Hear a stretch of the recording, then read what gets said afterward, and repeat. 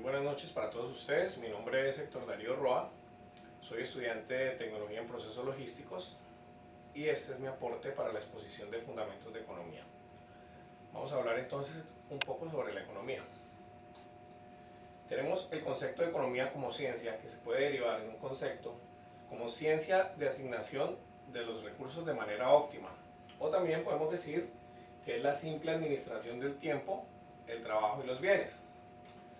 Como palabra, la economía es un hecho real de una sociedad que permite estudiar las relaciones de intercambio que se dan dentro de esta misma sociedad y la conducta humana relacionada con la asignación eficiente de los recursos. La forma en que empleamos los recursos que recibimos, cómo los distribuimos, cómo los gastamos, de qué manera hacemos producción, de qué manera producimos para generar estos recursos. Características de la ciencia económica. La ciencia económica, a diferencia de otras ciencias, decimos que es una ciencia social. Al decir que la economía es una ciencia social, estamos diciendo que no es experimentable. En la economía no podemos predecir resultados como en un experimento químico, que sabemos cómo va a reaccionar un químico con otro químico, sabemos cómo reacciona un metal con el oxígeno y demás. En la economía no se pueden hacer predicciones, no se pueden hacer experimentos cerrados con resultados probables. Además, decimos que es social porque ésta se centra en el comportamiento humano, las consecuencias que ese comportamiento puede, o las consecuencias que ese comportamiento deriva en la sociedad, en términos de dinero. El ser humano como ser social, todas sus acciones se ven repercutidas ante una sociedad. Y hablando de economía, pues siempre vamos a estar hablando del dinero, ¿cierto? De todas formas, ese ser social está influenciado por la pertenencia a ese mismo universo y por sus propias normas y sus propios valores. El método económico se maneja, o decimos que el método económico maneja el sistema es inductivo-deductivo. ¿Por qué es inductivo? En la parte inductiva se basa en un enunciado general observando una conducta particular. Por ejemplo, decimos a mayor producción de papa, el precio de la papa baja. Si hay mayor producción de piña o mayor cosecha de piña, el precio de la piña disminuye. Si la cosecha de manzanas aumenta, el precio de las manzanas disminuye. ¿Qué inducimos de allí? ¿O cuál es la parte inductiva? Que a mayor producción de un elemento, el precio de ese elemento baja. En la parte deductiva, partimos de esa proposición general explicando esa conducta particular, teniendo ya ese elemento que nos dice a mayor producción de un elemento, su precio baja. De allí se empiezan a estudiar las características o las conductas particulares de esa definición. Dentro de los muchos objetivos de la economía, podríamos plantear como los objetivos principales, primero el de producción. La economía tiene un objetivo muy claro que es aplicar los recursos a la obtención de nuevos productos o a la obtención de productos. La distribución, que es la obtención de rentas, o sea, de dinero, para obtener los bienes disponibles. Y en la parte de consumo decimos que es la aplicación de esos bienes o de esos productos a la satisfacción de las necesidades, obviamente, de nosotros los humanos. Hablando un poco sobre las corrientes del pensamiento económico, decimos que esas corrientes de pensamiento económico se dan como en una línea de tiempo, porque la economía siempre ha estado implícita en el desarrollo de las sociedades desde sus inicios.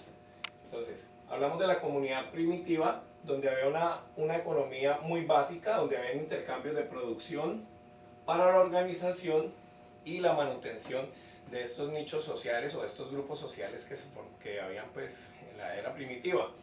Lo que pasa es que no se tiene muy en cuenta porque en esa época hubo un bajo desarrollo social. El desarrollo social estaba centrado en otras partes y esa economía que se desarrolló allí pues no se mantiene como un punto importante para tener en cuenta en el desarrollo total del pensamiento económico. La economía se viene a desarrollar como ciencia económica, viene a ser una ciencia económica como tal a partir del siglo XVII y el siglo XVIII, que es cuando aparece el capitalismo. De las corrientes de pensamiento económico entonces se derivan los mercantilistas, los fisiócratas, los clásicos, los socialistas, los neoclásicos, los keynesianos y los monetaristas. Hablando un poco de los mercantilistas, el mercantilismo estuvo representado principalmente por el señor Jean-Baptiste Colbert, y ellos manejaban como base la acumulación de oro y de plata. La importancia, ellos estaban centrados en la acumulación de riquezas en oro y plata para representar un fortalecimiento económico de esa economía. Para ello buscaban una disminución total de las importaciones y los pagos que hacían los hacían en bienes, más no en metal, porque para ellos era muy importante la acumulación de estos metales, pues como representante del dinero. Pero el ingreso de ese oro y de esa plata hacía que aumentaran los precios.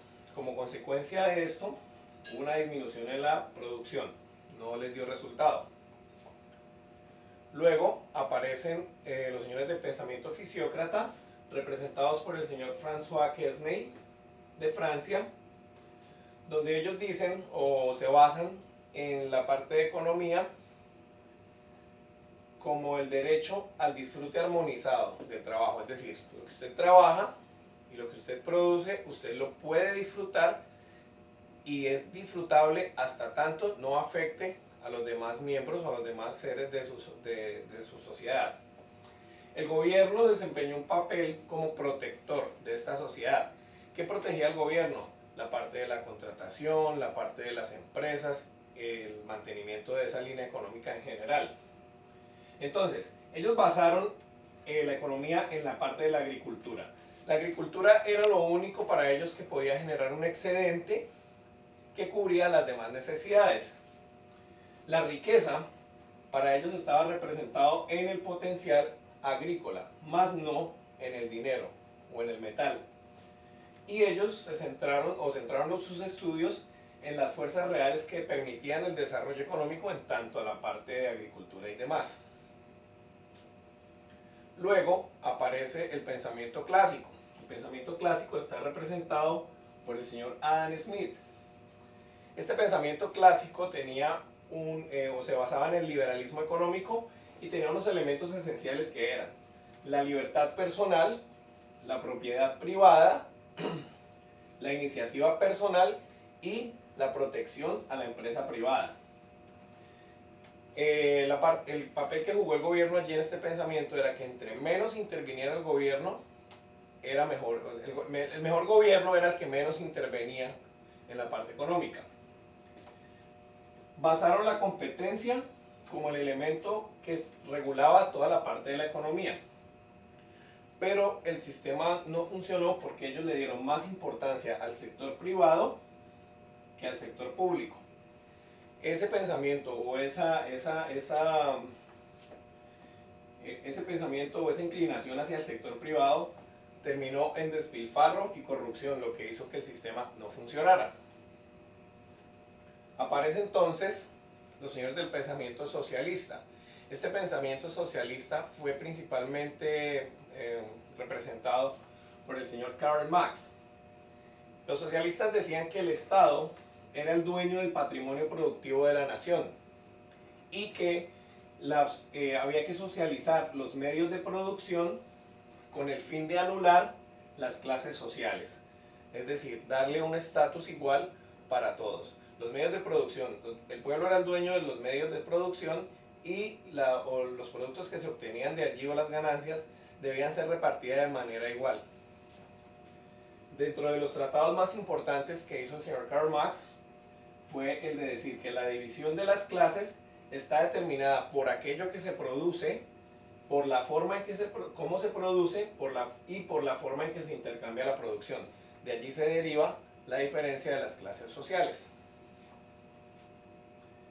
Aparece luego el pensamiento neoclásico, representado por el señor Leon Walras, y ellos centraron su estudio en las decisiones de los sujetos económicos. Los sujetos económicos se consideran el individuo como tal y el Estado. Entonces, en esta parte de los neoclásicos ellos estudiaban el sujeto y las condiciones y los precios del mercado. Estos últimos precios del mercado estaban determinados por la demanda. Que la demanda, pues ya como lo hemos visto en otras unidades o en lo que hemos trabajado, hace referencia a la posibilidad de compra o a la necesidad de compra de cierto artículo o de cierto elemento en un momento determinado y a un precio determinado. Esta demanda determinó los precios de ese mercado. Y además incluyeron en los costos de producción los gastos que aparecían en el momento de crear, dirigir y ahorrar y los ahorros que se tenían que hacer para capitalizar una empresa. Luego aparece el señor John Keynes, o Keynes, que fue el representante del pensamiento keynesiano. Ellos se basaron en la interrelación que había en la renta nacional y el nivel de empleo. Básicamente dijeron que el Estado, que una persona o un individuo, la posibilidad de consecución es decir, la cantidad de cosas que alguien podía conseguir o que un individuo podía conseguir estaba limitada o está limitada por la cantidad de ingresos que este individuo puede obtener. Y puso al gobierno y a los empresarios o exponía que el gobierno y los empresarios eran los responsables por los altibajos que se presentaran en la economía. Además de esto, pues allí sí se le dio más cabida al Estado, siendo el Estado el responsable de estabilizar la economía en pleno tiempo de empleo o en situación de pleno empleo. Aparecen los señores luego monetaristas, representados por un señor llamado Milton Friedman, quien fue un premio Nobel de la economía. Para ellos el rol principal de la economía era el dinero. El dinero representaba todo el estatus económico o toda la parte económica. La oferta monetaria es un determinante clave de los movimientos a corto plazo de lo que un país produce, basados en el dinero. Pero a su vez, esa misma oferta monetaria es determinante clave de los niveles del precio a largo plazo. Esto es básicamente pues, para hacer el aporte a la parte de los fundamentos de economía. Espero haber sido un poco claro y agradezco de antemano sus apreciaciones, dudas al respecto, que podrán ser aclaradas posteriormente en los foros. Muchas gracias por su atención. Un saludo para todos.